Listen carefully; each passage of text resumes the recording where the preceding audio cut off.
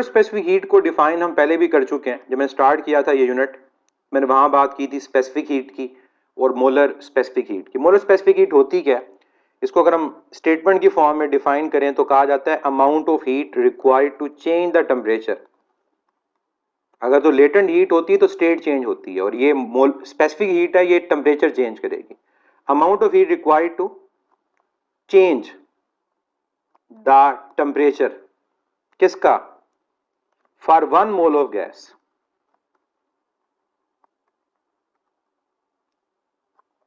For 1 mole of gas कितना change करना है, बाय 1 केल्विन।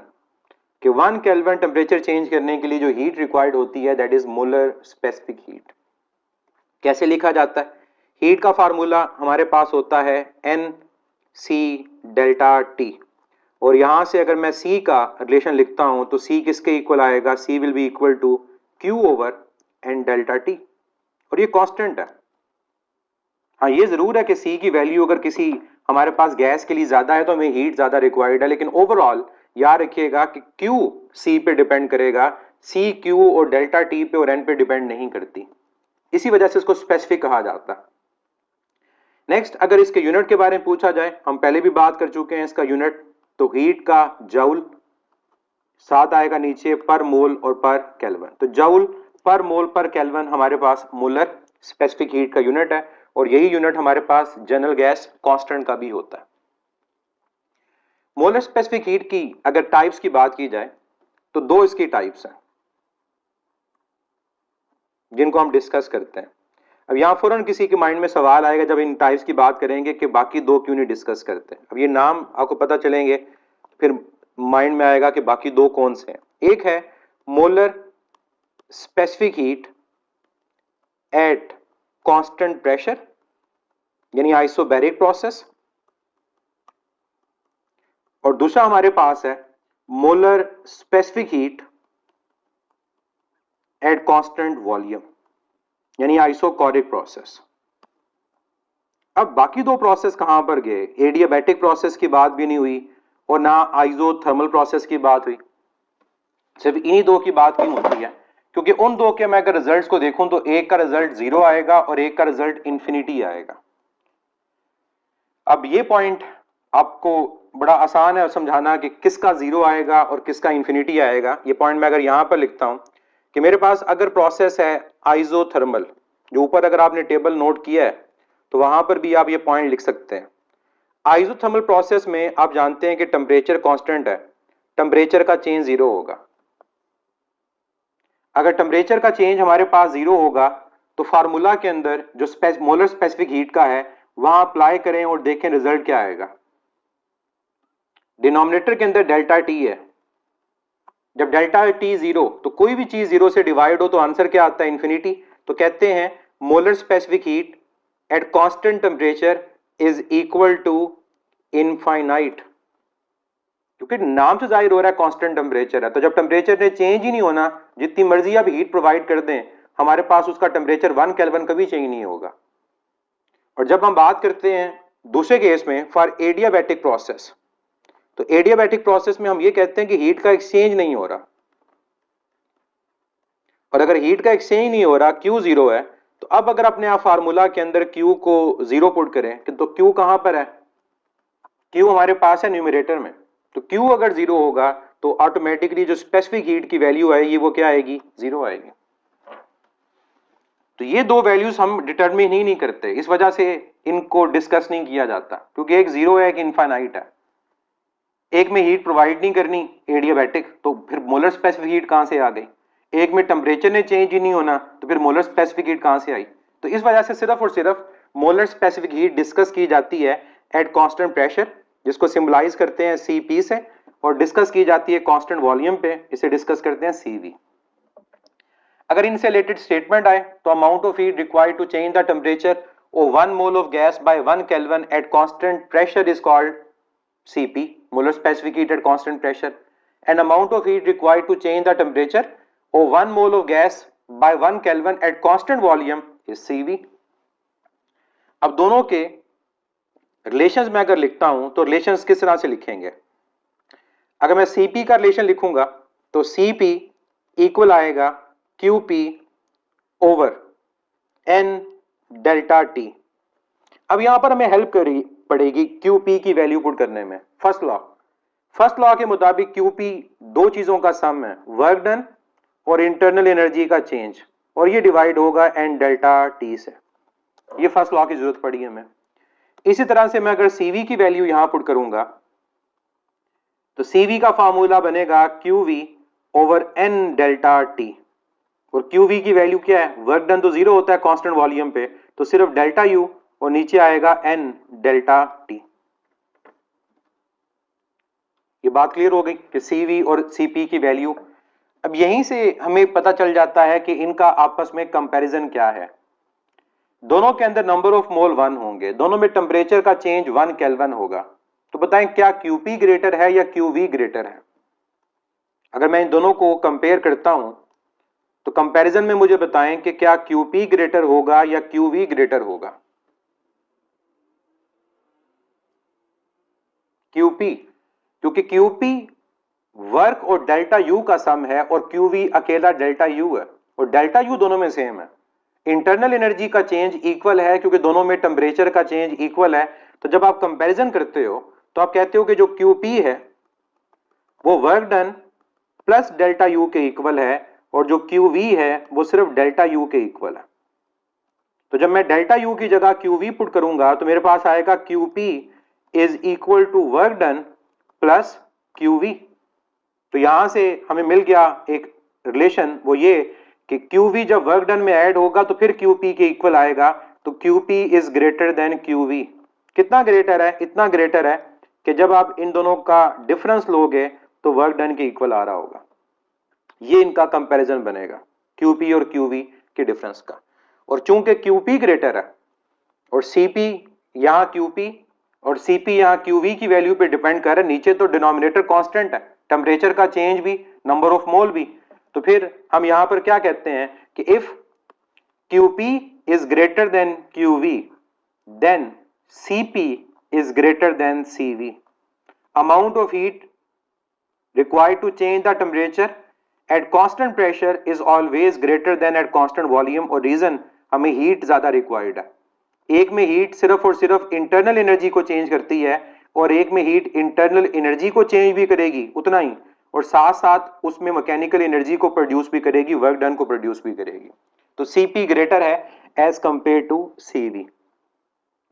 अब इनमें अगर रिलेशन की बात करें कि CP और CV का आपस में क्या रिलेशन बनता है, तो CP और CV के दो हमारे पास रिलेशन यूज होते हैं जो ये एक्सप्लेन करते हैं कि CP ग्रेटर है। CP और CV का डिफरेंस हमेशा R होगा, और R आप जानते हो कि 1 से क्या होता है, ग्रेटर, तो ये बताएगा कि CP CV से ग्रेटर है।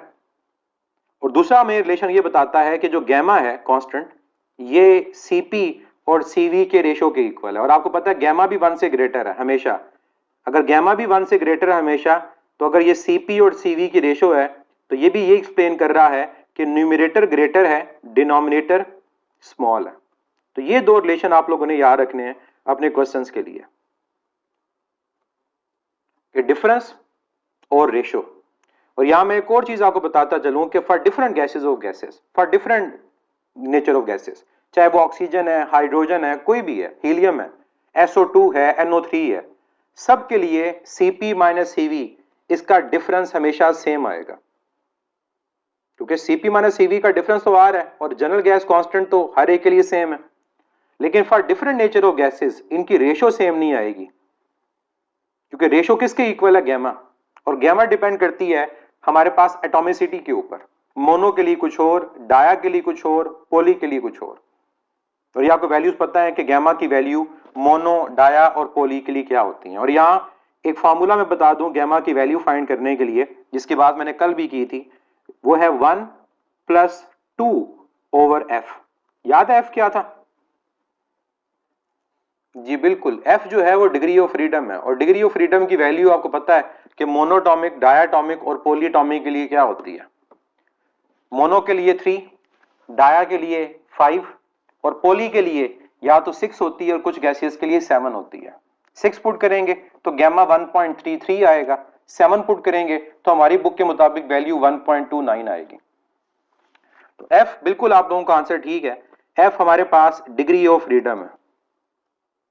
ये एफ की वैल्यू याद रखने का फायदा होगा कि अगर आपको एफ की वैल्यू पता है, आप डायरेक्ट यहां से गैमा की वैल्यू फाइंड कर सकते हैं। जब गैमा आ जाएगा तो आपके पास सीपी और सीवी की वैल्यू, और इवन मैंने कल आपको सीवी का फार्मूला भी बताया था in terms of degree of freedom. चलें, ये तो हो गए हमारे पास relation CP minus CV is equal to R, और इसके अलावा gamma is equal to CP over CV. अब एक क्वेश्चन करते हैं, फिर मैं आपको इनकी वैल्यूज का बताता हूं, फिर एक कंपैरिजन भी देख लेंगे वैल्यू का। क्वेश्चन सिंपल है, कोई इतना मुश्किल सवाल इससे रिलेटेड नहीं होता अगर आपको ये फार्मूलाज पता है। मेरा सवाल आपसे ये है कि if CV is equal to 5/2R, अगर CV 5/2R के इक्वल है तो आपने ये बताना है कि हमारे पास जो गैमा है उसकी वैल्यू क्या आएगी, और साथ ये बताना है कि ये कौन सी गैस है, क्या ये मोनोटॉमिक है, डायटॉमिक है या पॉलीएटॉमिक है। अब इस क्वेश्चन का शॉर्टकट भी आप लोग कर सकते हैं, वो क्या, जैसे ये गैमा की value in terms of degree of freedom है ना, इसी तरह CV की वैल्यू भी इन terms of degree of freedom है, और वो क्या है, F/2 इंटू R। तो ये जो F की वैल्यू आपके पास होगी ये आपको बता देगी ये कौन सी गैस है। ये सबसे आसान मेथड है। यहां पर F क्या है हमारे पास 5, इसका मतलब ये कौन सी गैस है, ये डायटॉमिक है। सॉल्व किए बगैर ही पता चल जाता है कौन सी गैस है। लेकिन अगर सॉल्व करना पड़े, हमें ये डिग्री ऑफ फ्रीडम के बारे में ना याद हो, क्योंकि हम तो नहीं पढ़ते FSC में ये डिग्री ऑफ फ्रीडम क्या चीज है, तो फिर हमने इसको कैसे सॉल्व करना है। सबसे पहले CP minus CV is equal to R के फार्मूला से CP कैलकुलेट कर लेंगे। CP हमारे पास इक्वल आ जाएगा CV प्लस R, जो CV की वैल्यू है वो 5/2R प्लस R के इक्वल है।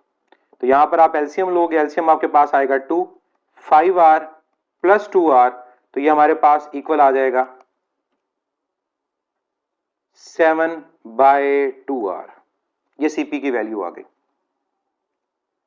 अब CP हमारे पास 7/2R आ गया। अब गैमा हम इजीली फाइंड कर सकते हैं, गैमा इक्वल होता है CP डिवाइड बाय CV।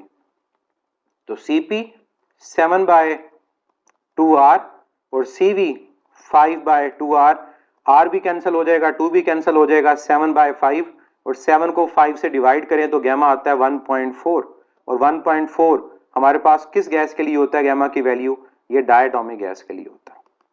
और ऐसा सवाल पास पेपर में आ चुका है कि जिसमें आपको CV गिवन है, CP फाइंड करना है, तो इस तरह के क्वेश्चंस हमसे पूछे जा चुके हैं।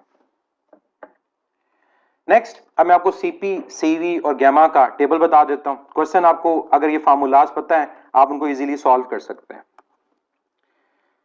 पहले कॉलम में मैं मेंशन करता हूं कि गैस जिसकी हम बात कर रहे होंगे, दूसरे कॉलम में मैं बात करूंगा कि हमारे पास उस गैस के लिए CP की वैल्यू को क्या है, फिर मैं बात करूंगा CV की वैल्यू, फिर गैमा।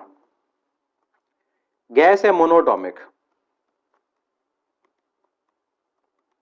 फार्मूला यूज करें CV का। अगर मैं CV का फार्मूला यूज करता हूं F/2 इंटू R, तो मोनोटॉमिक के लिए हमारी जो डिग्री ऑफ फ्रीडम की वैल्यू है वो कितनी है, वो वैल्यू हमारे पास है 3। तो ये मेरे पास आएगा 3/2 इंटू R। ज़िया खलील मैं यहां पर मेंशन कर देता हूं डिग्री ऑफ फ्रीडम भी।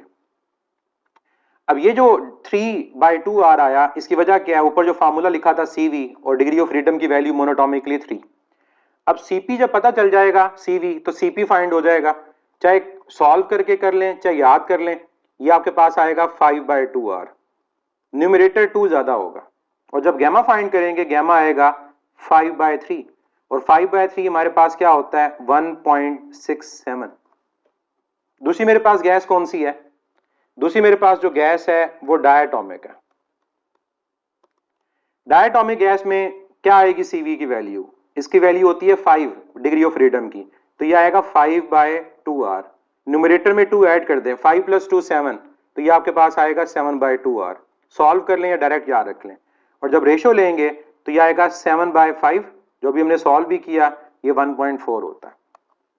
और थर्ड, अगर हम बात करते हैं पॉलीएटॉमिक गैस की, तो पॉलीएटॉमिक गैस का जो डिग्री ऑफ फ्रीडम हमारे पास होता है वो 7 होता है या 6 होता है। अगर मैं अपनी बुक के अकॉर्डिंग बात करूं FSC, तो हमारी FSC के अंदर 7 मेंशन है, 7 के अकॉर्डिंग वैल्यू लिखी हुई है। लेकिन कहीं पर अगर 6 के अकॉर्डिंग भी हो तो वो गलत नहीं है। तो 7 के अकॉर्डिंग अगर मैं कहूं तो वो आपके पास आएगा 7/2r। न्यूमरेटर में 2 ऐड कर दें या सॉल्व करके देखें तो 9/2r, रेशो लेंगे 9/7 और 9/7 आएगा 1.29। ये वैल्यूज हैं जो आप लोगों को याद रखनी है क्वेश्चंस के लिए। और आप सीक्वेंस एक देखें क्या है, 5 7 9, न्यूमरेटर में 2 ऐड हो रहा है 3 5 7, और हमेशा जो सीपी है वो सीवी से ग्रेटर है, और सीपी और सीवी का जो डिफरेंस होगा आप वैल्यूज को वेरीफाई कर सकते हो कि वो आर के इक्वल आएगा। तो ये वैल्यूज हमें फाइंड करने में कौन हेल्प करेगा? अगर हमें दो शॉर्टकट्स पता हो, अगर हम इस पूरे टेबल को लिखना चाहते हैं, वो शॉर्टकट्स क्या हैं? एक सीवी का डिग्री ऑफ फ्रीडम की फॉर्म में f/2r, और दूसरा शॉर्टकट जो आप लोगों को हेल्प करेगा ये तमाम वैल्यूज को याद रखने में, गैमा का। गैमा क्या है? 1 + 2 डिग्री ऑफ फ्रीडम। ये पूरा टेबल आपका इजीली बन जाएगा। अब ये तीनों जो मेरे पास गैसेज हैं, इनको आप ग्राफिकली अगर आप कंपेयर करोगे तो आप देख सकते हो कि हमारे पास अगर एडियाबैटिक प्रोसेस है तो एडियाबैटिक प्रोसेस के अंदर PV raise to power gamma constant है, और गैमा हर गैस के लिए डिफरेंट है। जितना गैमा ज्यादा होगा उतनी हमारे पास उसकी जो स्लोप होगी वो भी क्या होगी? ज्यादा होगी। तो मैं यहां अगर तीनों ग्राफ को कंपेयर करना चाहता हूं, तीनों गैसेस को फ्रॉम सेम इनिशियल पॉइंट, कि तीनों गैसेस एक ही पॉइंट से हमारे पास एक्सपैंड करें, और वो पॉइंट है मेरे पास 1 का, जहां प्रेशर है P1 और जहां वॉल्यूम है मेरे पास V1। तो मैं अगर इसको रिप्रेजेंट करता हूं कि मेरे पास ये A ग्रीन से, ये B, और थर्ड मैं अगर यहां पर ब्लू से शो करता हूं C, तो किसकी स्लोप ज्यादा है? C की। तो मतलब अगर मैं यहां सवाल आपसे पूछूं कि A कौन सी गैस है, B कौन सी है, C कौन सी है फॉर एडियाबैटिक एक्सपेंशन, तो जिसकी गैमा की वैल्यू ज्यादा उसकी स्लोप ज्यादा। तो गैमा किसका ज्यादा? मोनोटॉमिक। तो C मेरे पास है मोनो, B है मेरे पास डाया, और A मेरे पास क्या है? वो पोली है। तो ग्राफ से भी हम इनको कंपेयर कर सकते हैं। अगर वैल्यूज इनिशियल क्या होंगी? वो सेम होंगी। फाइनल सेम नहीं आ सकती, लेकिन इनिशियल की वैल्यू जो होगी वो क्या आएगी? वो हमारे पास सेम हो सकती है। फाइनल ऑब्वियसली प्रोसेस डिफरेंट होंगे, तो तीनों का फाइनल जो पॉइंट आएगा वो डिफरेंट आएगा। चलिए एक और क्वेश्चन आप लोगों से मैं पूछता हूं इसी टॉपिक से रिलेटेड।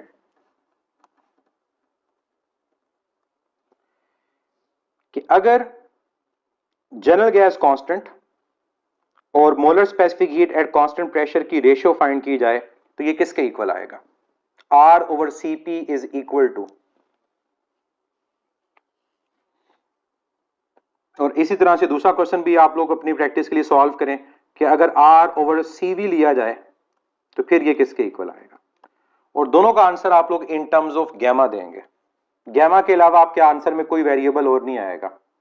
1 और गैमा डिवाइड हो रहा है 1 से, सब्ट्रैक्ट हो रहा है, प्लस हो रहा है, जो भी है, आपका answer in terms of gamma आना चाहिए। मैं बल्कि आपको ऑप्शंस लिख देता हूं, उन 4 ऑप्शन में से इनके आंसर आएंगे। ऑप्शन मेरे पास क्या है? Gamma -1, gamma +1, 1 + 1 gamma and 1 - 1 gamma. दोनों के आंसर इन 4 ऑप्शन में से बताएं कौन सा होगा। सना तारीख किसका डी आंसर है ये भी बताएं।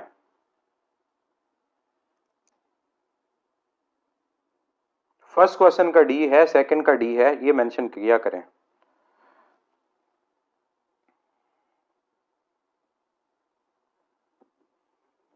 जी आंसर मिल गए। अब देखते हैं कि आंसर किसका करेक्ट है और किसका इनकरेक्ट है। देखें आपको जो क्वेश्चन है उसको देख के समझ आना चाहिए कि हम किस तरह से इसको सॉल्व कर सकते हैं। दो मेथड इस क्वेश्चन को सॉल्व करने के हैं। ऑप्शन के अंदर वैल्यू पुट कर दें गैमा की, गैमा Cp/Cv, सॉल्व करके देखें कि वो कौन सा आंसर आता है। और दूसरा मेथड ये है कि क्वेश्चन को समझें कि क्वेश्चन को सॉल्व कैसे करेंगे। R Cp से डिवाइड हो रहा है, इसका मतलब Cp - Cv का फार्मूला यूज हो रहा है। इसमें R Cv से डिवाइड हो रहा है, Cp - Cv is equal to R। इस इक्वेशन को डिवाइड कर दें किस से? Cp से, और इस इक्वेशन को डिवाइड कर दें किस से? Cv से। जब फर्स्ट इक्वेशन को मैं Cp से डिवाइड करूंगा तो Cp over Cp minus Cv over Cp is equal to R over Cp। Next, Cp over Cp मेरे पास आ गया 1। अगर तो ये होता Cp ओवर Cv तो गैमा होता, अगर ये Cv ओवर Cp है तो ये 1 ओवर गैमा, तो मींस R ओवर Cp का जो आंसर है वो 1 माइनस 1 ओवर गैमा है। तो फर्स्ट जो मेरा क्वेश्चन था उसका आंसर मेरे पास आ गया, और उसका आंसर क्या है? उसका आंसर मेरे पास है delta 1 minus 1 over gamma. Second को भी इसी तरह सॉल्व करें, इसको Cv से डिवाइड किया है तो Cp over Cv minus Cv over Cv is equal to R over Cv। अब यहां कैंसिल, Cp ओवर Cv क्या होता है? गैमा, तो gamma minus 1 is equal to, तो जो सेकंड क्वेश्चन था उस सेकंड क्वेश्चन का जो आंसर हमारे पास आ रहा है वो क्या आ रहा है? दैट इज गैमा माइनस 1 और वो अल्फा।